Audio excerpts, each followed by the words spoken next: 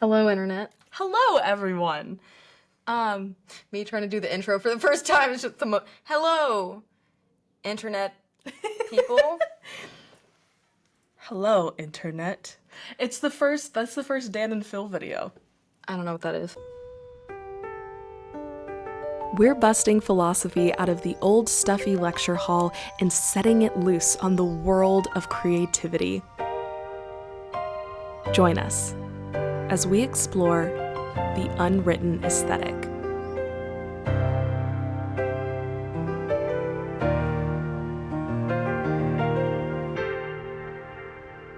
Hello. Hi. You may notice that we're together. We're together, but not in different boxes, but in the same box. In the same box for once, separated by a microphone. From your perspective, but from our perspective, we're very close. It's not an optical illusion. We're in the same place. Lauren came and visited me in Florence, and we've been having such a fun time. So much fun. It's been so great. And yeah, we thought it would be an additional really fun thing to record an episode while we're here together to be able to like chit chat and talk about things. And also we've had a lot of like philosophical conversations while we've been here. So it's like we can get into some of that too. But okay, you've been to Florence before. Yes. What is different about Florence this time coming and it being more like, oh, we're just gonna do like more like random stuff and not super like hitting the highlights? And also, what would you characterize as a big difference between Germany and Florence?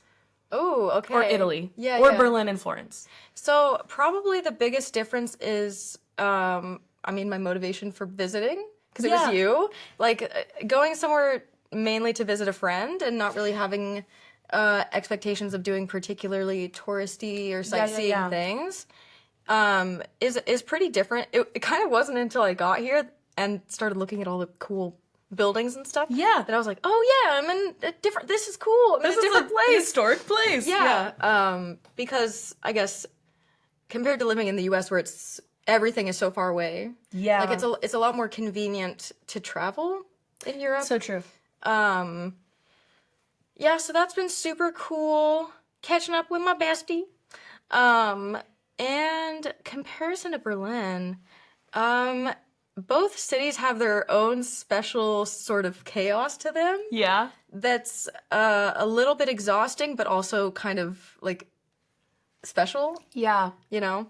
One thing that we were talking a lot about was like being in two cities that are very touristy. Yeah. Which it's weird because like very much it's like I was a tourist here before I ever lived here. Yeah. And it's like now I'm not really a tourist, but I'm also like, what's the line between local and like I live here? You know, like at what point is it like, oh, I'm here? Yeah. But also I think we were talking about this a little bit, a big change for me is like walking through the streets and getting so annoyed that it's like, all these people are in my way and I live here versus being like, I live in a place where people want to stop and take pictures of the things that I see every day. Right. Yeah, it's kind of a back and forth for me too. Yeah. Like I'll have days where you just want to get home and because it is chaotic. It is chaotic and you're trying to walk home and people stop in the middle of the sidewalk to like take a picture or something. And at first it's kind of like, oh my god, like can you step aside, you know? Can you at least like I'm like it's still annoying. If you're spatial awareness is an important skill. It's a thing for whether you're a tourist or not. If you're walking and you just stop, you should move to the side. You should not do that. If you're in a car, you don't just slam on your brakes in the middle of the highway. You do pull over and then exit the highway and then be the park. Same. Yeah, exactly. Walking should be the same. You gotta exit the highway. Like to rear end someone because they stop while walking, it's not as dangerous. Yeah, this is true. You probably won't give them whiplash. No. Unless you're walking really fast. Yeah. But the same spatial awareness should be applied to walking. Yes. Hot tips. But yeah, like you said, it's nice to kind of stop and appreciate the fact that, oh, I'm living in a city that people, spend a lot of time and money to go visit. Yeah. Well, and admire like the beauty and history and the culture. History, yeah. I think too, it's really cool, like, you're the like third friend I've had come visit, and it's really fun to take people that you love to places that you think they'll like. Yeah. And share that with them. Like, it's like getting someone a really good gift and like watching them open it, and it's Right. like, oh, I think you'll really like this place. And actually, it's also like showing that, you know, you've shown me some local like cafes and restaurants and shops that you really like, and it's sharing something you enjoy with someone else. yeah, And it's also like, oh, I've gotten a kind of a good sense of, you know, the community around me. yeah. And in Berlin's a very large city, so I don't think I've gotten there yet. Well, and Florence is a really small Yeah. city, so like that's Yeah. you can walk from one end of Florence to the other in like Right. 40 minutes, which is crazy. So that's a big difference. Yeah. It's definitely taking me quite a long time to kind of make a mental map of the city. yeah. Commuting by bike has helped though. Yeah, because Yeah. you can get places faster. But I think also the other thing that I really love about people coming to visit and showing them things is seeing things through their eyes too. Like, not only is this something that it's like, oh, I love this and I get to see someone else like experience it, but it's also like you get to see a new dimension of it through someone else experiencing it for the first time. Almost, true. It's like a book club in a way, where Yeah. it's like, these are my thoughts about the book, but you come to understand the book better through talking about it with people. Right, yeah. And it's like, oh, next time I go to these places, I'll also have like, well, and Lauren had this thought about that too. You know, it's like, that's now a dimension of like my favorite pieces at the Uffizi, or like Right. a new dish could- that I didn't we try could at talk about cafes that I that. love. The Uffizi? Yeah. Yeah, thoughts. Okay, especially as an artist, the Uffizi is obviously Italy, and Florence is like, in my mind, if Rome is like the I wouldn't say culture capital. It is the capital of Italy. But if Rome is like the place to go for history, Florence is the place to go for art. I would say so. The David is here, the Birth of Venus is here, springtime. Yeah. What else are the really big pieces? The Caravaggio Medusa head. There's just like some really, really iconic this pieces one? of art. The On the shield. no, I think is it also Carva? No, it's the female artist. Oh, that's on my wall. Yeah, there's the one with Two ladies getting revenge. getting revenge. And that's If all you we'll know, say. you know. Yeah. And I've always said that. And I've always said that. I support women's revenge. yeah, it's we'll interesting. Link, art pieces in the description down below, so if you want to go like actually look and see the pieces that we're talking about, but really iconic pieces. So yeah, what was it like? I think you've been to the Uffizi before. I've been before. But as an artist, what's that like? And as an artist, what's it like going to a museum As an artist. and seeing you are an artist and seeing like classic pieces that are like, oh, this is like something I've seen in a textbook. It's definitely, I mean, I imagine I have a similar experience to seeing a piece of art that I've seen photos of and that are Yeah. really popular and iconic. And then seeing them in a museum, it's just so much different, you know? Yeah. And on top of that, I mean, it is kind of interesting to see which pieces become the iconic ones. Yeah. Which ones, you know, I'm sure lots of people have had this experience of going into a museum and you see a whole crowd hovered around one painting. And like just waiting to take pictures of it, waiting to get to the front so they can take their like nice picture of it. And then they walk away. Even though you can find professional photos Yeah. of the painting Yeah. and this like the din of Yeah. noise that just a bunch of people create. Right. Or just like waiting to get to the front to admire it. Yeah, yeah. Not all people are taking pictures, but like I get why you would. Yeah, You know. I do. I do too. I take Yeah. pictures in museums. But it's interesting to see which ones become the iconic ones. Yeah. And why? Because there was one self-portrait that we looked at. There was just some self-portrait of some guy from back in the day. And we were like, Yeah. why is it moving? It was crazy. I'll try and find what that piece is so Yeah. we can link it down below so you can see it. But it was, On the one hand, it's just like any other self-portrait in Right. a realist style. And this is also something a theme we've been bouncing back to here and there over the week of which pieces sing, you know, as I Yeah. like to call it. Like a successful painting for me is one that like sings. I don't know exactly what that means, but I think that like that, which ones do and which ones don't, and which Yeah. it's not exactly something that is contained in the specific, like in the painting itself necessarily. Right. You know, like it was just a realistic depiction of a guy, but there was something about it that like brought him to life. It resonates. There's a Yeah. resonance to it. And one of my questions when we were first talking about this that I'm still curious about, because you have that above your easel that's like, is it make it sing? It's does it sing? Make Does it it sing. sing? Make it sing. Make it sing. And I think that sentence really evokes like a feeling in me that is like, obviously a painting doesn't like, you don't hear it sing, but that'd be cool. like the is it called the fat lady in Harry Potter, the one that's in front of the Gryffindor common house? I'm not a Harry Potter Who's fan. to say? Sorry. That's a whole can of worms we can't get into in this Yeah. episode because that is We don't want to get we're thinking of the same thing. yeah.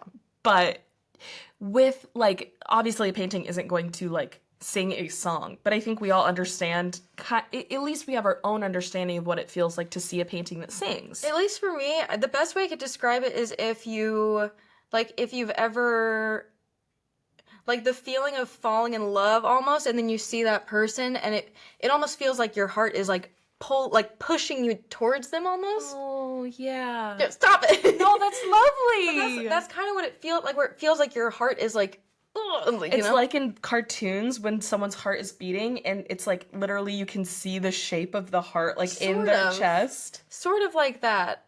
But But like that's sort of what it feels like to me when it's like something's happening here, and sometimes it happens like over the course of a painting, you Yeah. know, like it'll start to yeah. come about. And I think one of my questions, like as someone who doesn't create like Visual art, art. yeah, like that, was in you wanting to make your painting sing, when does the like singingness arise? Because it's like I think not all artists have that approach to it. And like no, not art at for a all. really long time was just like to be representative Yeah, and like it was to document like myths and Right, historical not to events, evoke. or to capture like important people, and then like it was just representational. right. And so like when does a singingness arise? It's like you as both a creator and a viewer of it. I almost wonder if it's because my thought was, do you think that there are pieces that you see in the museum that sing to you that didn't even sing to the person that Probably. painted it? Probably. And so it's like, does the singing then have to arise in the viewership? And when it sings to you, that is both like, you're a viewer of the thing you're painting Yeah. too.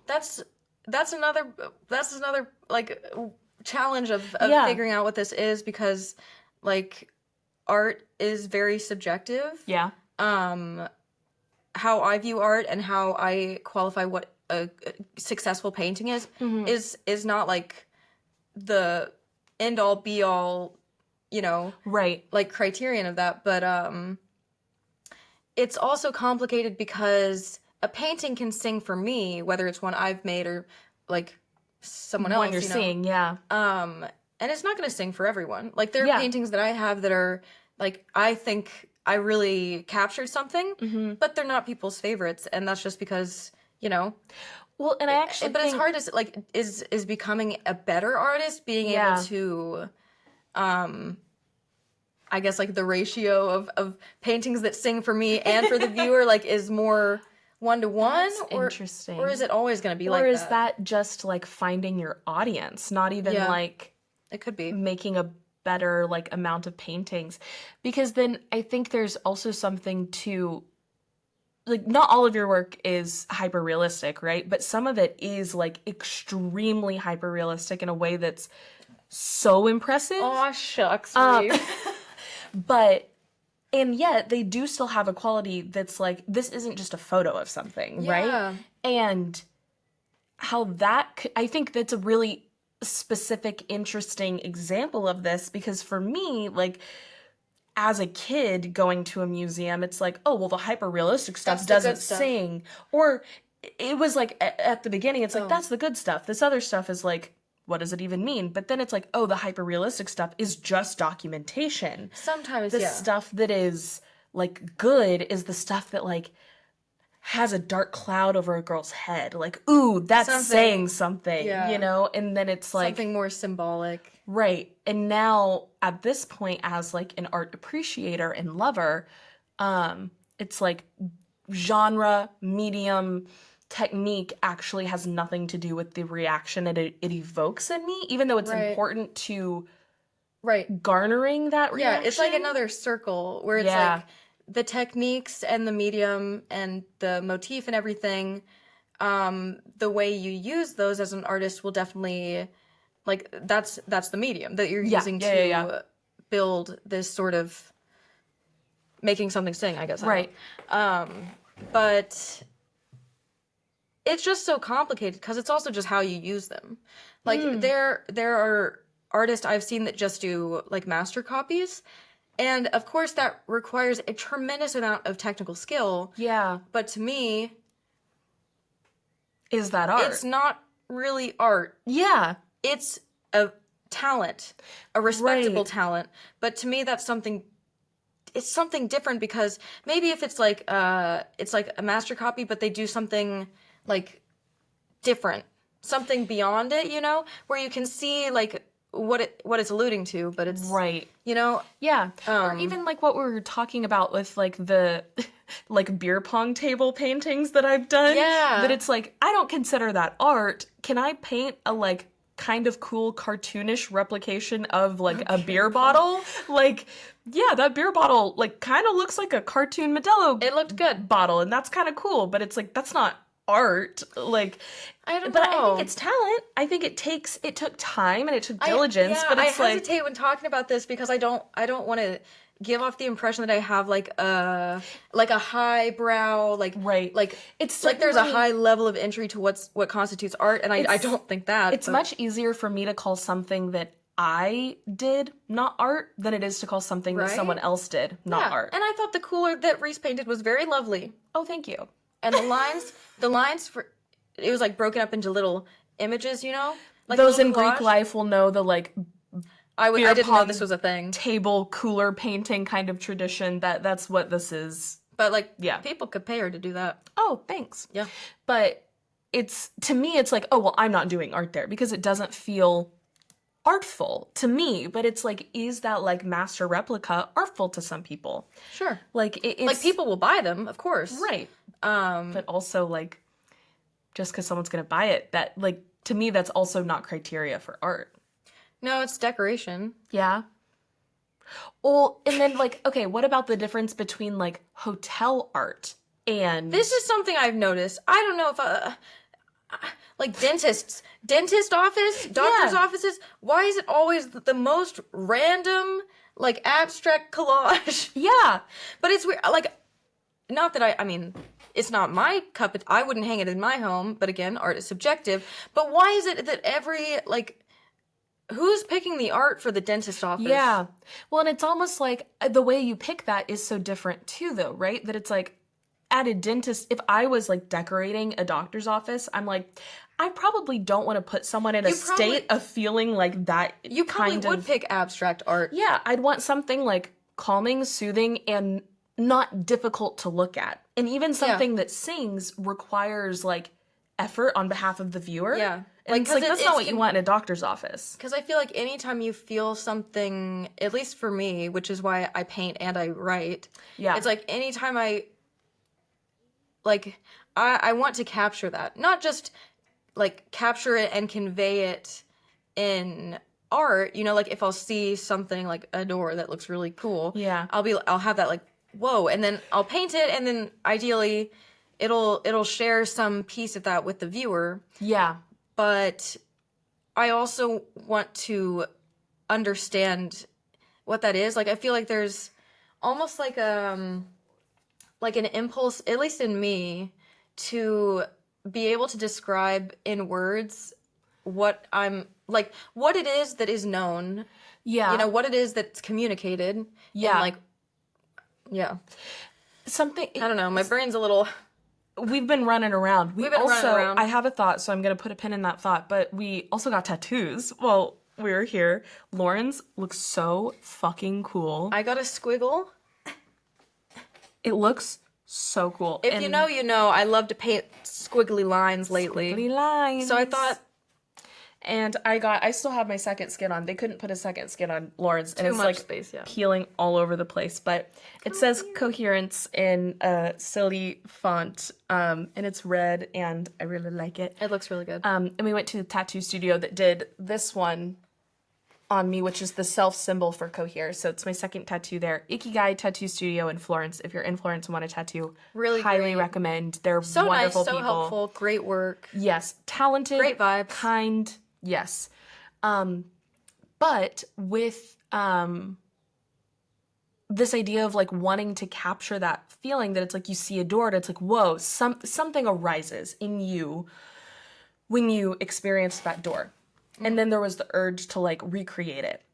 Do you feel like you're trying to recreate that same feeling that you got, or take that feeling as like the inspiration and then adding something to it through the artistic process? Because I think when I think about writing, oftentimes the struggle of like the ineffable like nature Yeah. of experience, Saying the and it's- unsayable. right, the struggle of putting that into words. But this is now making me think of that differently as like, well, of course language is never going to be able to, the same way like someone looking at the door painting that you did is not going to have the same feeling that arose when you just saw the door in person. Exactly. But that doesn't mean that the painting didn't do its job. No, yeah. The same way, yeah. like reading a poem, no one's gonna feel the same way Right. that I did when I, like, whatever experience arose to make Yeah. me want to write that poem. But in the approach, attunement to creating a piece out of that feeling, you are adding something, you are changing something through the creative process. Right. Attunement So- is it's sharing an attunement. But Yeah. it's not necessarily an attunement to the same thing. Yeah. And I think that's why I love visual art, because it's conveying meaning without form, you know, because it's always going to be subjective. I mean, in like poetry and stuff like that, Yeah. that's also subjective. But the words themselves, I guess, facilitate, they kind of like set the horizon, or like the Container? yeah, the words that are used kind of create a container for like Yeah. what sort of interpretation you might have for it. Yeah. And art is kind of the same way. Like the techniques and the style you use will probably shape what sort of interpretation. Well, like you were saying, the motifs, like a motif is kind of like a container to play within. Yeah, exactly. Yeah. And I mean, I don't know that much about abstract art, but I think that was the idea there, is basically to take that idea that art is conveying meaning without form to its most radical Conclusion? yeah. Yeah. Of being like, just any depiction of an object at all is gonna damper that. Yeah. And I don't think that's really necessary, but again, I don't know that much about abstract art, but it is something that I've noticed in my art. I think we talked about this the other day as well. Yeah. Where I was, I had a painting that it was just like a depiction of, it was like some guy that was sleeping on the floor of a bar. And the colors were really interesting. It was like pinks and purples. Like that was just the lighting of the bar. So it looked really cool. And I kind of was trying to merge like the more textured, squiggly brushstroke technique with like a realistic image. And it just didn't work. And I realized it's because it's not going beyond anything. Like I can throw silly textures on top of it all I want, but at the end of the day, it was just like a crude depiction of a situation. Yeah. Like it was interesting in the same way that I would print out a picture of it. You know, Well, like you took a picture of it. Yeah, yeah. For the rough. Yeah, Right. it's like, oh, this is visually engaging. But yeah, just because I used like a more abstract brushstroke wasn't enough to make the objects themselves go beyond the objects themselves. Have a different, like in the Gestalt way, like a new meaning emerge from the representation. Like I felt like realism was I had like created this false like coupling between realism and like purely representational art. Yeah. You know? Yeah. But I think realism is actually a really powerful way to make a painting sing, because it's taking something that is familiar to the viewer, and by, you know, kind of emphasizing a certain aspect of it, or you know, the composition, I don't know, like Right. it brings to bear like some aspect of the everyday that's usually unnoticed, but it's like, you know, like I don't need to create the beauty and put it on top of the image. Like it's already there in a way. Yeah. And it's just like a matter of recognizing It's like it. calling the eye to it is part of the artful process. Something in what you're saying too is making me think about how like I almost feel like there's a similar thing in how we're talking about like everything goes back to being a circle, that like if you go so far in one direction it becomes the other thing. Yes. I feel like a similar thing happens with hyper abstract and hyper realistic art, that it's like, oh, it's so realistic that how could it actually be singing? But then also like there's so much dialogue around Jackson Pollock and like splatter paint, and like that's not art. You're just like doing whatever. It's like they're treated almost similarly in a way. Yeah, that's so true. And I'll say like I was someone who did not get Jackson Pollock at all, and I was like, what the fuck? This guy is a drunk. He smokes cigarettes and lets the ashes drop into his painting while he's like throwing shit on it. Like that's not art. He's an addict who's throwing paint at something. Yeah. And then I saw a Pollock painting in person. Right, were we in New York? At the MoMA in New York. I remember that one. I had a similar reaction. The green one, it's like greens and yellows kind of, and it's so big that when you sit on the bench in front of it, it covers through your peripheral vision and you cannot see anything else.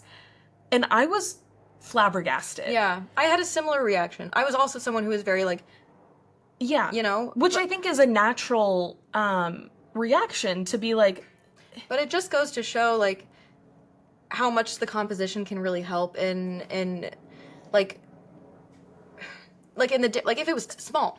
Yeah. But the fact that he made it that size to where it was like engulfing you. Yeah, and like the chaos was engulfing you. It felt like in you know, like, I imagine that's probably what his mind was like, you know. Yeah.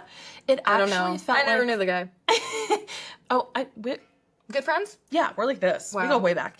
But like in Severance, we were talking about this the other day, but like the fisheye lens, like wide to narrow lens change when someone like rises to the severed floor. That's what it felt like looking at it, where it was like the lens is like changing and I feel like I'm moving towards it without walking. That's scary. I've never seen the show. Yeah. But it was like that's what the Pollock painting felt like, and it was and it's intense and almost like scary that it's like, am I being sucked into this thing? It is, yeah. But it's like very clearly that's not like just random splatter paints, at least to me. But it could have been. It could have been. And it could have still made you feel that way. It could have still sung to me. So I guess that I don't know what question is really here that I have for you, but in that way, like as someone who does the opposite end of the spectrum, but it's almost treated sometimes as like, oh, it's just purely representational, but obviously, and I don't think I really got it with hyperrealistic art until your paintings, truly. I don't know if I'd call them hyper-realistic. That's really? Thank you, I'm flattered. And I mean that as a compliment, not as a like, oh, no, yeah, right. That it's like, it is insane what you are able to like represent. But I had never seen art that like looked like it was a photo that also made me feel something like your art does. Oh, that's it's true. And I don't think the same way I didn't quite get the like Pollock abstract until I saw it and was there and was like, holy shit, I didn't get that thing with the realism either until your art. And so obviously not all abstract and not all realistic art is going to do that. One, in general. Yeah. Two, not all pieces are going to do that for me. They're not going to do it for everyone. What do you think it is about those things that make people want to, like, say that it's not artful, that it's like, oh, it is just a realistic depiction, you might as well take a picture, or, oh, it's just, like, the classic, like, it's a black dot in the middle of a white canvas, like, that's stupid. Yeah. Or the oh, what's the guy's name? Mondrian, like the Mondrian squares, right? That are like the blue, red, and yellow squares that are in a grid. That it's like, that's not art. Oh. We'll link those down below. Do you want me to pull up a picture? No, I think I know what you mean. But you understand the concept that it's like, what do you think it is that makes people want to diminish the potential of singing in those genres? Can I pull up a quote? Please, yeah. Do you have a table of contents for your journal? Of course. I love that. Do you have Virgo in your big three? No, I think it's Libra, and then Gemini, and then I think also Gemini. That's right. Maybe. Yeah, because we're both Gemini rising. I remember learning that and being like, what? Okay, sorry, continue. Every image, okay, this is John Berger's Ways of Seeing. Very short read, very good book. I would recommend it. Every image embodies a way of seeing. And so I think, end quote. And so, like, and I kind of feel that way about art, where it's like, I may not get it, but the fact that this is one person's way of seeing. And through their medium and techniques of choice, this is how they have attempted to share that way of seeing with others. And of course, not everyone's going to get it, and not everyone's going to resonate with it, because it is every image is a different way of seeing. Right. Was that the quote? Every image embodies a way of seeing. Which embodies is an important word choice there. And I really do feel that. Yeah. And I think... Do you think it's that, like, because hyperrealism almost feels like, oh, well, it's not doing anything special because it's like, that's how it's my quote unquote normal way of seeing, even though your way of seeing in your realist pieces is still so specific that it's like, that's not how I look at things every day, but that abstract art is like so far in the opposite direction. That's like, that's not actually a way of seeing.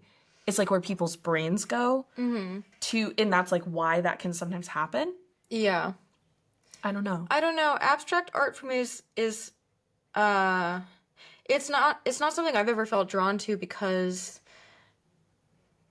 it is so abstracted from my everyday way of seeing. Yeah. I wouldn't even know what I would be communicating. You know? Yeah. But I don't really feel like I don't know. That's just my baseline opinion of it. Yeah. It's making me think of the William Carlos Williams poem, The Red Wheelbarrow. That's like one of those really I actually have a video on it on TikTok and Instagram with just like basic thoughts, but it's like 4 lines that it's like, there is so much in a white chicken and a rain on a red wheelbarrow. Is like the whole poem. And I'm butchering it. That's not like word for word verbatim. Paraphrasing. It's short. But it's really short, and like, I love short We'll link it down below as well if you want to read the actual full piece, which you should. But there's so much dialogue around it because it didn't even have a title. It's only called The Red Wheelbarrow because an editor titled that for a collection of William Carlos Williams' work. But it's like, that is almost, in my mind, like a hyper-realistic poem in that, is it symbolism? Is it a metaphor? Like, there's no like or as. It's just him looking out of a window, saying what he's seeing. And yet there's so much thought to be had around it. Or is that a hyper-abstract poem because it kind of comes up against the way you think of doing poetry in just, like, reporting? Yeah. And that there's so much in the, like, circle of that it goes back to be the same thing. I don't know why it really made me think of that, but it felt that's related to our conversation. I don't know. I feel like we're all just trying to capture what the heck is going on here. Yeah. And I think even in a piece of hyper-realistic art, like it's some of the paintings I do and some of the ones I see, like, it feels like trying to capture something that's inherently transient, you know, like just a moment of, like, impermanence. That for some reason strikes you as, like, so compelling and I don't know where I was going with that, but, like, with that poem, it's like, you're just trying to capture. You're reporting, but it's like the human desire to... Yeah, it's like remarkable in that it is able to be remarked upon. Yeah. Right? Yeah. Yeah. Yeah. So in that way... Well, what do you think? Like, which poems strike you the most? To move it to a different art form, maybe? Yeah. Because I do think, like, before going fully into poems, like, thinking about what strikes me the most artistically, like, impressionist stuff that's, like, really emerging of these things. Yeah. And, like, light in painting is always so... That's the thing that I find I really look at, is, like, how someone is able to capture or subdue, like, this dimension that we're not aware of. It's an immaterial dimension in in like this life, but it's like, how can you see that in the 2D on something? It's just like, feels so fascinating to me and really beautiful. Like, one of my favorite pieces that I've seen recently was called, like, A Family Gathering, and there was just something so beautiful about the way that there was, like, light coming through a tall window, and it just felt like the painter made it feel like a holy, sacred moment of communion, but it was just like kids and a mom. Like, it very much felt like kids and a mom hanging out after school. And it's like, but that is a holy moment. That is sacred. And it's like, that's kind of, with poems, I am of the mind that, like, whether or not William Carlos Williams, like, was trying to say something with that poem, I do think there's something noteworthy in that it has created so much conversation and dialogue. Like, the same way the Duchamp urinal sculpture is, like, crazy just to be crazy, but it's like, it does create a conversation that's interesting, and whether or not you want to call that piece art, it calls into question the conversation around it. Kind of feels like art to me.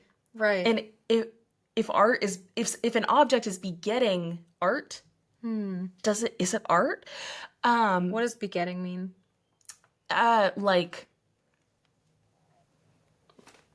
evoking? Creating, evoking, causing, I guess. Yeah. Like, yeah. Like, if this object is like causing... that banana that they taped to the wall and sold for millions. Right. And it's like, okay, I think a banana taped to the wall is art? Like, no.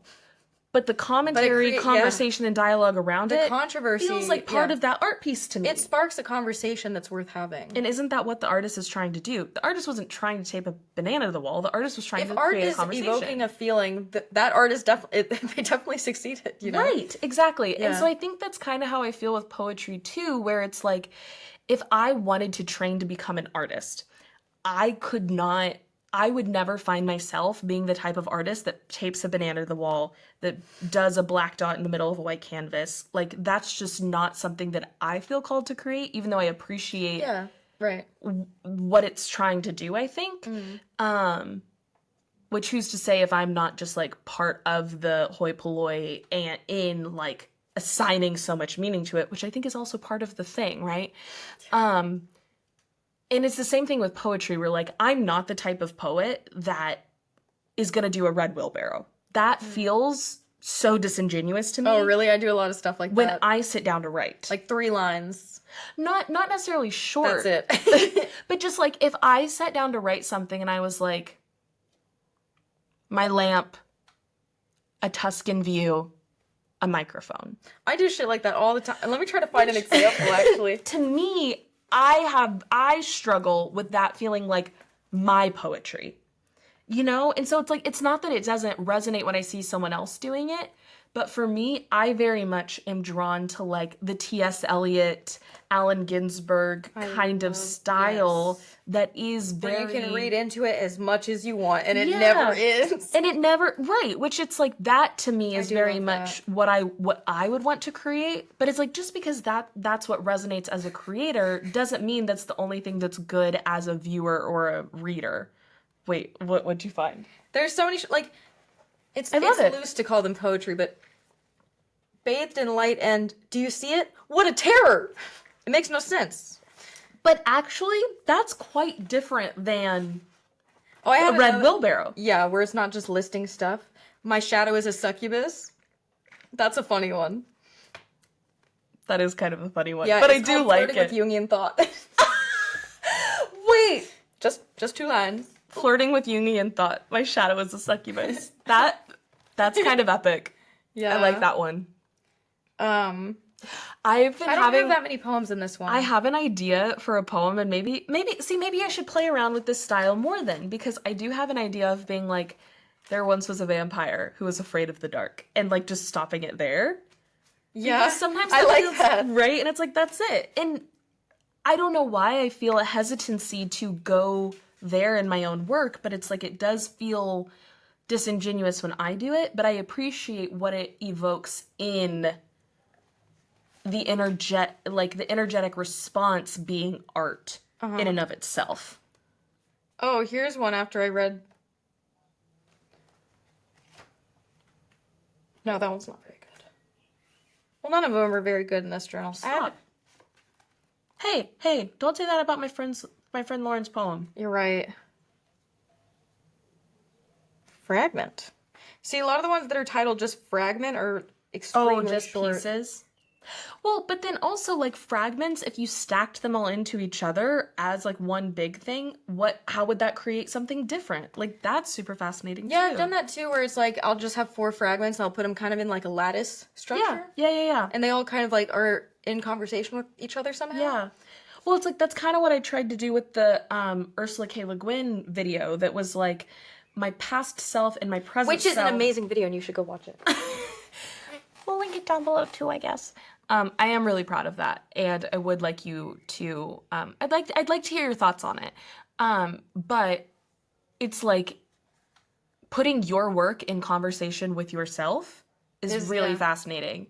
And then when you enter in like a motif or another artwork, it's like then you're bringing that into conversation with it too. Like I've started writing poems on the back of some of my paintings. Oh, I love that. Just to confuse the interpretation a little bit more.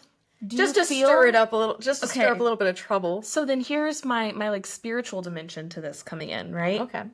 Do you feel like whether or not the viewer of a painting like knows that there is a poem behind it, does it change their feeling? No. You don't think so? Has there been like, I don't know how you would even begin to like do a study like this, but if there was a painting and you brought in like 100 people and you had them all look at it and like write down or tell you their reaction, and then you added a poem to the back of it that had like some sort of But they whatever. They wouldn't read it. They wouldn't read the poem. They don't know that that's what was added. You bring the same 100 people back in, and then you ask, what's your interpretation of the painting now? But if you say now, that might lead them to Think something's changed. yeah, and then like kind of concoct So it. you would have to be careful about like, But how you like title a piece, or like you could hang up a painting and put a poem next to it. yeah, Like the but one like of- the energy of it being behind it. See, I would like to think that while not Maybe we should everyone try would that. feel it, We could try right? it. But I write it in Sharpie on the canvas. I think even in like the Sharpie being on the canvas, that there is an energetic exchange happening there that I believe that the viewer is now entering into I gotta try that. in energetic conversation. Huh. But that's my like, And also, I want to start posting the backs of the paintings too, for that reason. ooh, I don't do that, but I should do that. it's like the one in the Uffizi that has the like the black and white. The commissioners on the back. Yeah, which Which is is weird. It's really weird. Well, everything we talk about and discuss will be linked down below. Yes. But it's like a really interesting way that it's like such a huge religious piece, but it's like kind of self idolatry. Paint me on the back. But also it's on the back and it's in black and white. But I would love to read the poems you associate with them, and I do think it would be cool for you to post the back of the painting. I think it also would be cool in another way to like, even if there's not a poem on the back of a painting, still post the back of it. Still post the back of it. Like, isn't that part of it? I don't know. What do you think? Is that part of it? Maybe. I mean, it kind of reminds. There was one. I forget who it was, but the incomplete piece, the huge one. Oh, the Da Vinci one that's incomplete? Yeah. And there's something I'm really... forgetting the name of that one, but it's a famous one. There's something really magical about seeing a painting that's unfinished. Yeah. And like, in that seeing way, it literally come to life. Is it finished? There are some times where I wish I just stopped, you know? Yeah. And left... I don't know, there's some... It's just like bringing something out of nothing. Just like gathering these materials and creating something. Yeah. Is so cool. It's just so cool. It's just really neat. It's super... It is really neat. Neat. It is really I couldn't think of a funnier, sillier word. My brain's... We're kind of brain spaghettiing. So with all of that, do you feel like...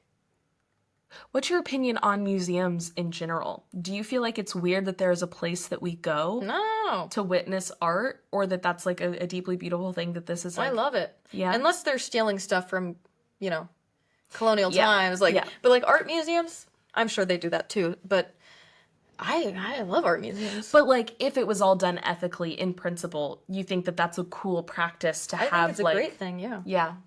Yeah. You? Yeah, I think so. I think there's something about like the context in which you view a piece that is important. And sometimes sometimes it's like Uffizi is like overload of Right. Like, there's paintings on like the ceiling in that hallway and stuff. Yeah. Where it's just like it gets to a point where it's hard to appreciate all of them. Yeah. And so there's sometimes that I wish that like either museums were tiny or we could just have like great works of art. Obviously you can't just like have them outside because you're trying to preserve them, and you're also trying to make it as accessible to as many people to see as much great work as possible. But if there was a way to like,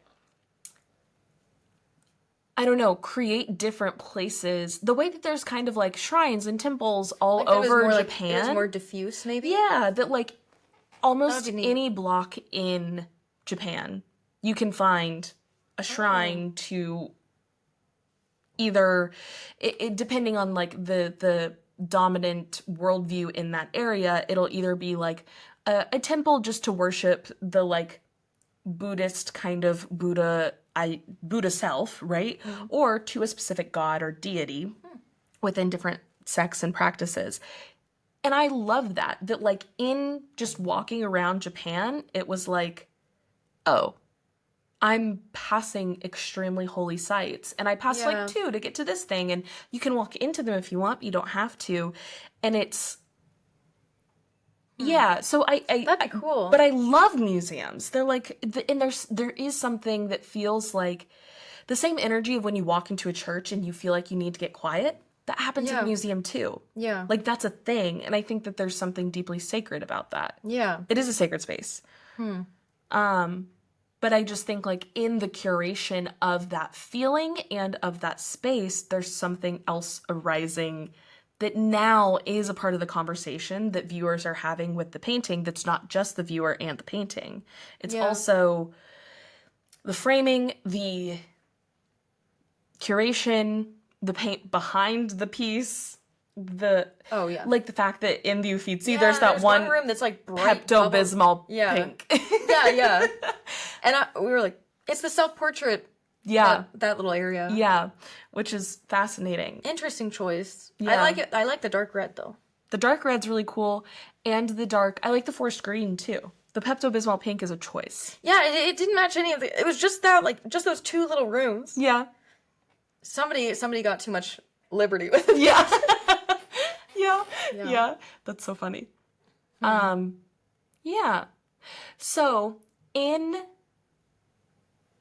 this conversation, I think my last question for you that I'm really curious about, do you feel like paintings that you make but then view when they're done sing in a different way because you've made them than paintings that are made by other people that sing?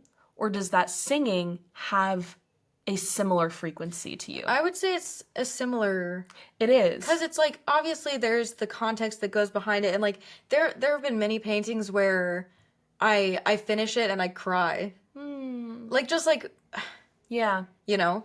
It's out. Yeah, not that it's like, oh, I finally did the final brushstroke and now it looks completely different and now it's just what it's usually like so minuscule that no one else but me would notice that was like the finishing touch. But yeah. Yeah. So obviously there's something personal about it. Right. And that's like a different sort of feeling of like I wanted to create this thing, or I wanted to like somehow preserve but also change in a way this feeling or like thing that I saw. Yeah. And I did that, and that's cool. It is really cool. But then there's the other aspect of it that's more like just kind of a amorphous like singing that I can't. Yeah. Maybe by the end, maybe episodes later, I'll have Episode figured it out. 69, we'll have figured it out. Yeah, the coolest episode. If it's not then, it'll be episode 420. Yeah. Now, the other piece that I want to bring into this conversation, I'm looking at the clock for timing. I gotta go to the airport. Tear. But I guess for the last little piece of this, because the other thing that I think we keep coming back to, at least in our conversations in the last few days around like art specifically, is also like, of course, we're both passionate about the intersection of art and philosophy. That's what this podcast is about. Why are the things we're talking about right now not really a part of the philosophical conversation? Yeah. And obviously we're trying to make it like that, but I don't know. I just, finishing a painting and crying, how is that a philosophical act to you? Oof, that's a good question. I don't know. I think there's definitely like, yes, there's aesthetics, like aesthetic philosophy. Yeah. But I feel like in general there's a sort of prioritization of the word over the image. Yeah. In Western philosophy. And I love words, don't get me wrong. Yeah. But I don't know, like, don't you want to know? Don't you want to be? And well, how I'm saying it is still kind of a prioritization of the word, because I'm like, there's something communicated in, like, witnessing a piece of art and like hearing it sing, but I still want to convey that in words. Well, you want to do both. I want to do both, but and do you think you want to do both because you haven't found what an actual like a piece that would be artwork and an essay at the same time? Yeah. Like you haven't found what that is, but that is like what you would want. Ideally, don't. No, okay, yeah. okay. Like ideally, I would love to find a way to kind of merge the two. Yeah. Yeah. Yeah. But I don't know. I don't think I can really answer that question further than that. Yeah. Do you have thoughts on that? That's a tough one. No, it so is. I think for me, just like the other piece of the puzzle to it is like philosophy has to be about how you comport. And I think so often because the written word is prioritized and like the logical formula, it feels like philosophy has been reduced into math a lot of the time, and that doesn't feel like philosophy to me anymore. Not that like logical arguments If and not logic, like if not symbolic logic, it's a lot of what is deemed like prestigious or like rigorous philosophical work is reduced to like the modus logic. tollens. Yeah, modus tollens. And it's like the rational intellect. Yeah. Which of course is important, and like if we didn't have that, then you need everything would just be right. You know? You need that foundation. And I think it's important, but at the more same mystical, time, yeah, the like, thing that is like the subtext of that, and also it's kind of like for kind of a bad metaphor, it's like someone can call themselves a Christian and still be a mean person, right? Like someone can do philosophy and like their ethical worldview be really thought out, but that not change the way they actually live. And to me, that is so problematic. And I think that in creating art, there is something that speaks to the fact that it's like, it's brought to bear outside of the container that has been like handed down. It's it's bringing it into a different space in a really important way and speaking to something that words can't. And if you're only doing philosophy in Times New Roman, in like tradition, that's not philosophy. I would agree with you there. I mean, I love doing like I love history in Times New Roman. That's great. Yeah, like I like history of philosophy. Love Times New Roman. No. All my buddies hate Times New Roman. I love it. It's one of the best serif fonts. Sorry, I keep interrupting you. Baskerville. Garamond? Garamond. Garamond Highs, right? Garamond is the best. Yeah. Okay, sorry. That's my favorite serif font. Garamond's great. Yep. But I so interrupted you. But it's like you're not. Yeah. Sorry. Continue. I forgot. I'm sorry. No, it's okay. I like talking about serif fonts as well. Yeah. But but like the tradition is there and it's important, but there's a difference between being totally like limiting yourself to the tradition either by not really going beyond it or inversely trying so hard to go beyond the philosophical tradition that you're uplifting it. That you're like in a roundabout way, like it's just the same thing. Counterculture is still defined by culture. Yeah. Yeah. I think I agree. And that's, my last kind of thought on that topic is like, in art, it's like you have to know the rules to break the rules. Right? I don't know the rules.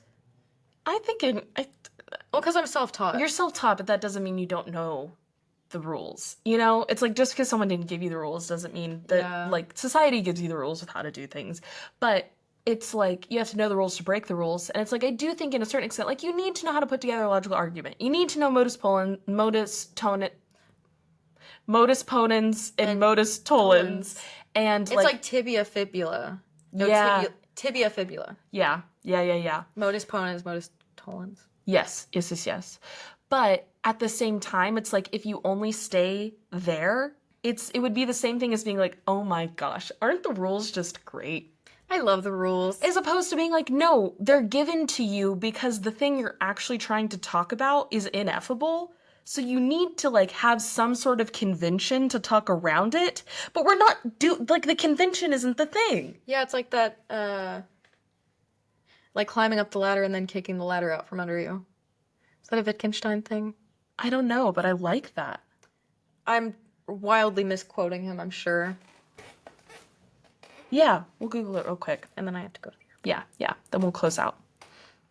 Green eggs. This is my last search. Green eggs and ham. Important conversations were had. Yeah.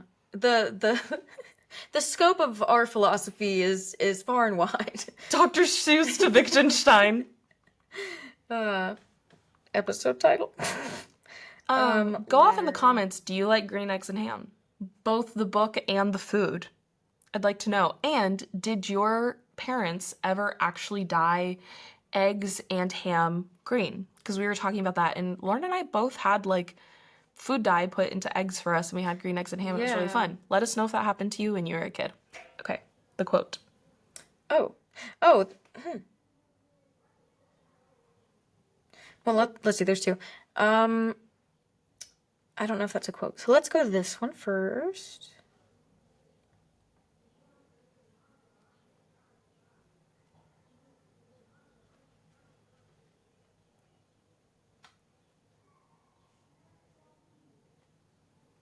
Oh, okay. So this is from the Tractatus.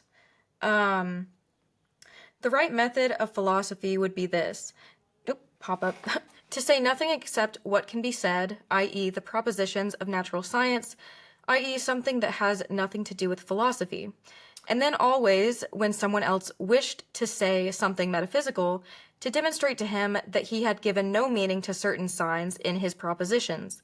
This method would be unsatisfying to the other. He would not have the feeling that we were teaching him philosophy, but it would be the only strictly correct method. My propositions are elucidatory. That's new to me. In this way, he who understands me finally recognizes them as senseless, When he has climbed out through them, on them, over them, he must, so to speak, throw away the ladder after he has climbed up on it. He must surmount these propositions. Then he sees the world rightly. Whereof one cannot speak, thereof one must be silent. I love that because it's also like, Hey, It's not- one of the tags is non-duality. oh, hell yeah. And nonsense.